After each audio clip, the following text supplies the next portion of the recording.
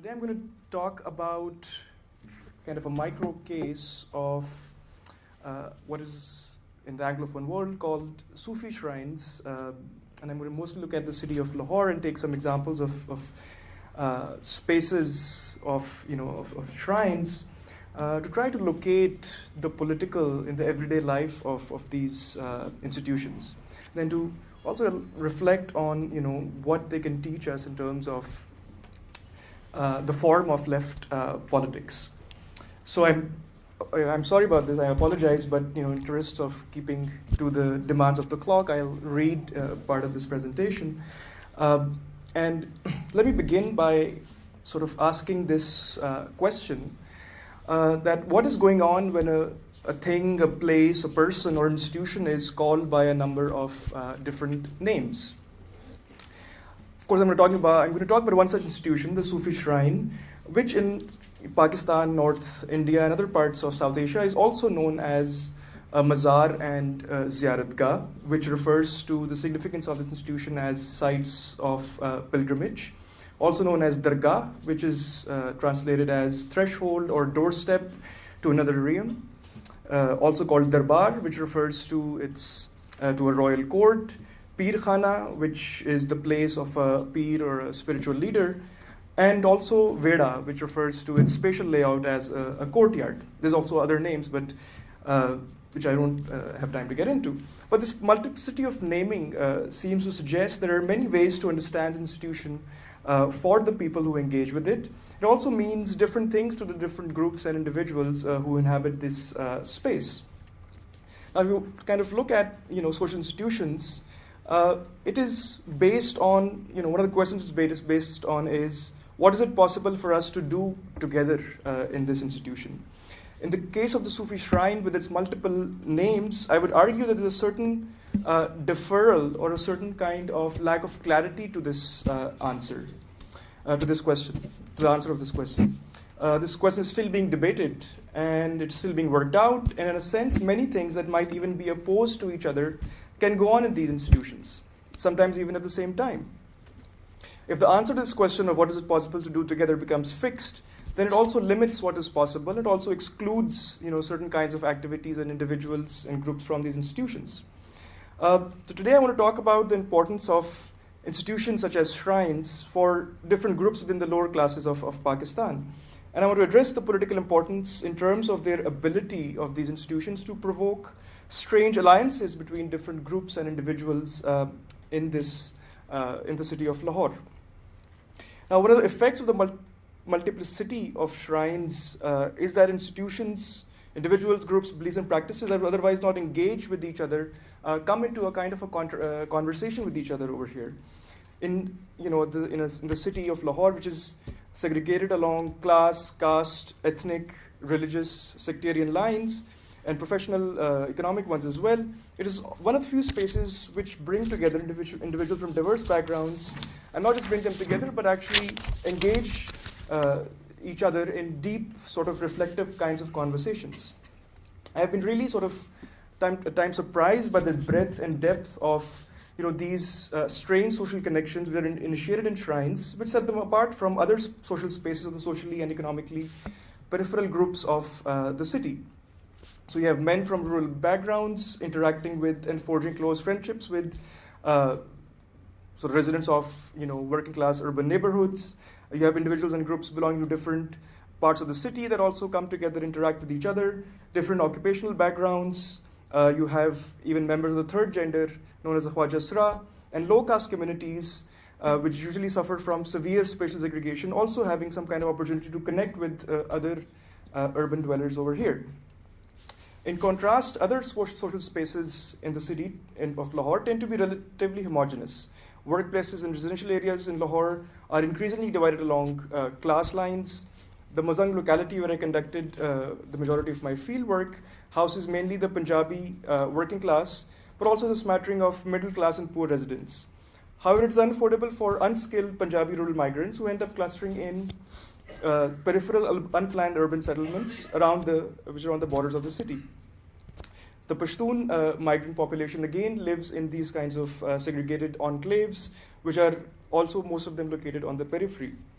that are struggling for basic infrastructure and sort of essential state services. Similarly, caste and religious communities also tend to be based in ghettoized neighborhoods, many of which again are on the edges of the city. So institutions such as shrines become quite important because they cut across these kinds of spatial and socioeconomic segregations.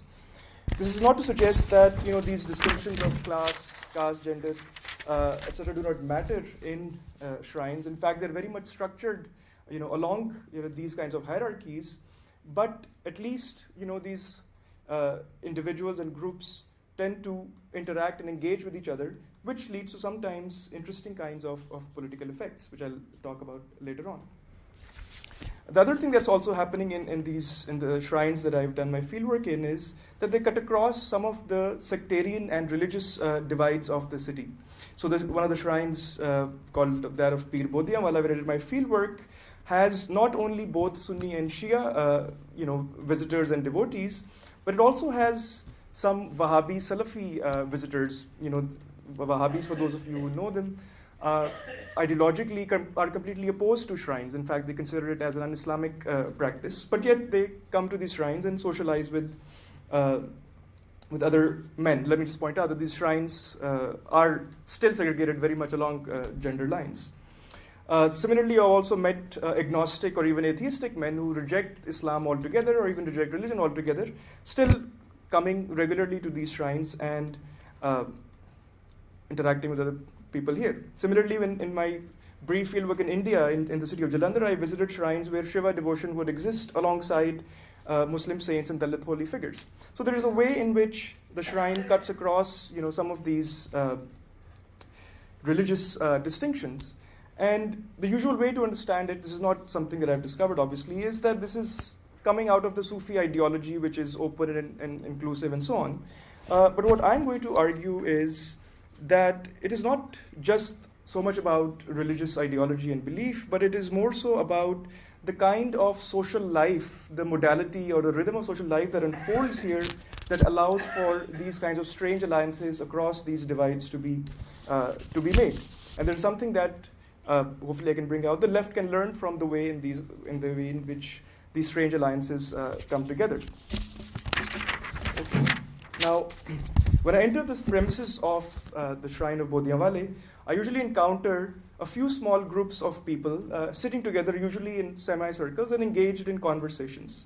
Far more than the rituals, it is these conversations that really take up most of the time and energy of the visitors to this shrine. In the initial days of my fieldwork, not being used to the rhythm of or the length of these conversational gatherings, I would feel that nothing is happening. And I was like, where is this decision going to go? Nothing seems to happen here. But it took me considerable time to get used to the leisurely pace at which life and conversation unfolded and reconcile with the expectation that participants should spend hours in this pursuit of seemingly, nothing going on. Another source of my discomfort was the seemingly unproductive and non-instrumental nature of these interactions. Participants appear to have almost no concern for outcomes of these conversations when engaging in them. They appear to talk just for the sake of conversation. But of course, there were a number of rules that guided these conversations. There were, notions of how to sit. You couldn't sit facing, you couldn't, put your back to the shrine, for example, or you had to sort of engage with someone in particular case. So there were, of course, rules, and there were also ways in which hierarchies would work in these conversations. But yet, there was something different about the tone, tenor, rhythm, form, and content of the conversations in shrines compared to other spaces like a working class neighborhood where I would also go and meet the same people in the shrine. But over there, they would talk about very different things and in a very different kind of rhythm. So let me say a little bit about what is distinctive about the form of these interactions. Firstly, they are temporally and spatially removed from the present. So participants in these conversations would relate many stories of other times and places. There would be accounts of life in the 1980s Dubai, where a few of the men who were regulars at the shrine had worked as workers. Someone would talk about their childhood in Lahore, where they lived in a large house with enough space to keep chickens and a goat. Another person would reminisce about the time they did a favor for a musician who ended up becoming a famous Lollywood singer. So there's a lot of talk about also travels inside Pakistan. Baba Nazir, an older man from a rural part of Punjab, would mesmerize the audience with tales of his adventures in surviving the hills of Balochistan, how he learned to make caps so he could, sell them and make a, living out of that. There were talks of collecting. I mean, there's a lot of talk about not the present or the spatially or temporally, but of, other spaces and other times. What this kind of reflection allows is a kind of stepping out of the present and reflection and interpretation of various episodes of their life, and in some sense trying to make sense of it and relate it to their present moment. There's also an analytical component here. These men would, as they perform their stories, and performance was very much a big part of this, they would also offer an account of the history and politics of the place that they had taken their audience. The Dubai story would also include an anecdote about a Dubai policeman who would make things very difficult for someone who had just won the prize lottery, and how the relations between the migrants and the police worked in the Gulf region.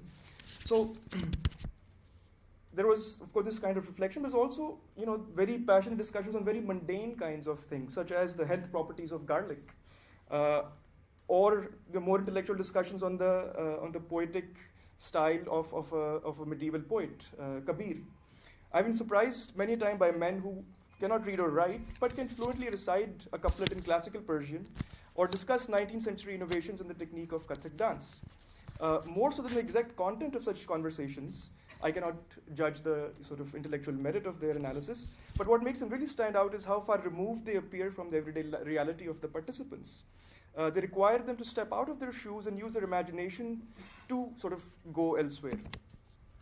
But these flights of fancy are not sort of dispassionate and kind of just for the sake of it. I discovered a fight. I sort of was talking to a few people, and this another group was almost broke into a fist fight.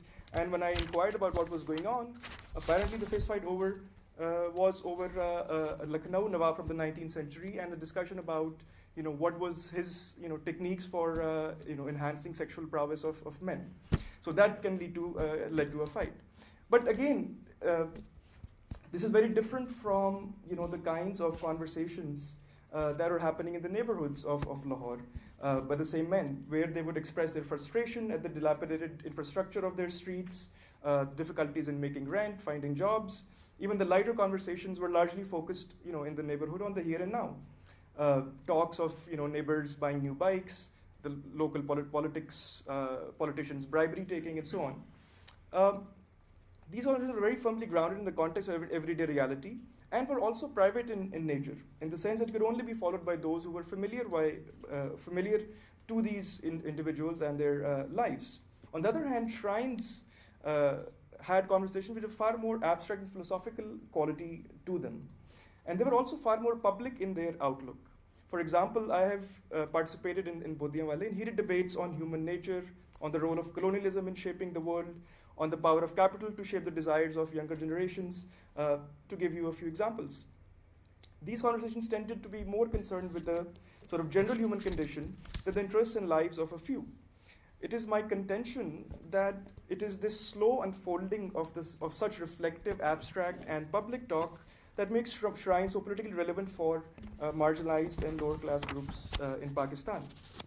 Or to put it in Abdul Malik Simon's words, it is the way that things are passed by in shrine conversations without regard to the exigencies of daily existence or instrumental concerns that makes this mode of interaction critical to ensuring the openness of this institution. Am I doing okay with time? Yeah. Okay. Almost 2? Almost 5. Oh, okay. The final characteristic of social life in shrines that I want to address concerns the importance of collective action in these places. Now, one of the oldest and most popular practice in Pakistan's Sufi shrines is that of langar, which is basically revolves around the collective preparation and consumption of food, but also drugs. An important part of shrine life, the dominant understanding of langar is that of a charitable practice in which those who have the means sponsor food for the poor. This view of langar has been used to explain the popularity of shrines for the poor as they are attracted by the premise of a free meal. But against this understanding, I would emphasize that langar is a social practice in which shrine visitors act collectively to achieve shared objectives of preparing and eating food or other items. While the practice will vary from shrine to shrine, the dominant logic of langar is that a few individuals get together and contribute money, labor, skill, for putting together something, usually a meal. The food is then shared with everyone who is gathered. There are two kind of critical values to the practice of langar. One, of course, is the ability to work in coordination with others. It is very much about how to coordinate things to kind of do something together. And as Tocqueville tells us, this is an essential skill for the practice of democracy. But the other essential value is that of generosity. The idea is that whatever is prepared has to be shared with everyone who is present in the premises of the shrine, sometimes even outside it. There is an emphasis on giving your material and labor resources freely in this cause. The idea is that whatever consumables you bring to the shrine have to be shared. And of course, generosity is also a much admired trait in other spaces of Lahore. But what makes this kind of generosity and hospitality different is that it includes strangers in the gesture of generosity. It is about sort of, in effect, initiating new kinds of relationships through the practice of distributing or even collectively making food. So this kind of gesture of sort of extending food to strangers is, of course, what sets it apart. To conclude, I just will talk about three reasons why social spaces such as Sufi shrines, and of course there are others in, I think, every urban context and other non-urban ones as well in South Asia, why they're important for left politics in South Asia today. One, they are an institution that organically connects different segments of the lower classes in South Asia. We tend to kind of have this homogeneous understanding of the marginalized and the lower classes, but in their reality of their everyday lives, there's lots of divisions, there's lots of segregations amongst them. So the shrines are very important because they're a potential site for building solidarities, across these many kinds of divides within the lower classes. Second, they provide a space and a mode for public thinking and reflection that is not limited to individual issues of self-interest, but touches on public life and its concerns. Thirdly, shrines inculcate practices of acting together in consort with those you don't know, which promotes values of collective action. Of course, shrines are at the same time driven by many kinds of inequalities and exclusions and injustices, and of course are also directed to certain kinds of exploitative ends as well. So I'm not putting them forward as a site for left politics as they exist right now, but what I'm suggesting is that along with the content of left politics, the institutional form it takes is also important in building sort of a certain kind of openness to different kinds of groups and communities and also different kinds of issue. So the question of what is it possible for us to do together requires not only a certain content of politics, but it also requires a certain form in which people are brought together. And it is only when one also pays attention to that form. I'm done almost. Yeah, last line. the tyranny of the clock really works well. It is only when we also pay attention to the form that it would be shrines. That left politics would be more appealing for many of the lower class and marginalized groups that the left wants to and seeks to represent. Okay, thank you.